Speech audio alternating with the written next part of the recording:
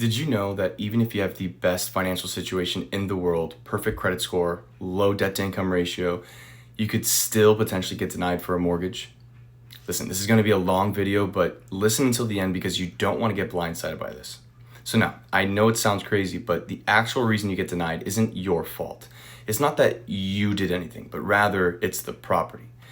If you're going to buy a condo, some condos are sweet deals and gorgeous, but a lot of them don't meet the standards for a full review. Now, what's this review I speak of? Well, before any lender will give you the green light on a mortgage for a condo, they have a rigorous amount of boxes that need to be checked. And if even one box can't be checked off, the loan is denied. Now, there is a workaround. Some loan products allow for what's called a limited review or a streamlined review. This is a less rigorous review, increasing your chances of getting approved by the lender. The only obstacle with a limited review is that you will need to put more money down to be eligible. You see, lenders are weary of condos, and frankly, after being burned by too many of them, too many times, they've put these checks in place to better guarantee that the mortgage they're lending out to you won't default in the future. And there's actually another workaround, but it's extremely not ideal. It's called a non-QM mortgage.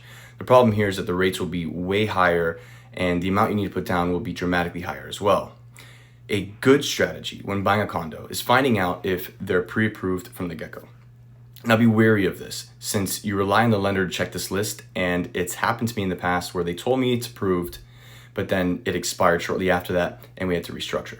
Another good move is going for a limited review from the get-go. If your broker isn't being proactive to see if the full review will work or not, they may not catch the issue in time to restructure the loan. And if they don't, boom, you get denied.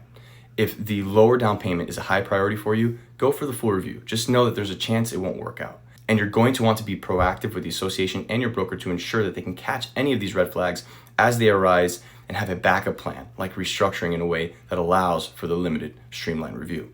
The best way to structure your loan for a limited review in Florida without having to drop 25% down is what's called a 75-15 split. So 75% LTV conventional, 15% would be the piggyback HELOC. HELOCs, now, they don't have the best rates, but since it's only 15% of your loan, it can be a sweet deal, especially if you don't have the cash for the 25% down. Another benefit of the HELOC is that it's a line of credit. So if you want to remodel or do any projects, you have that credit available. Only thing here is that lenders want a max of 90% combined loan to value for the limited review. So the borrower still needs to bring 10% down minimum. I hope this helps. If you have any questions about this or anything else, feel free to shoot me a DM.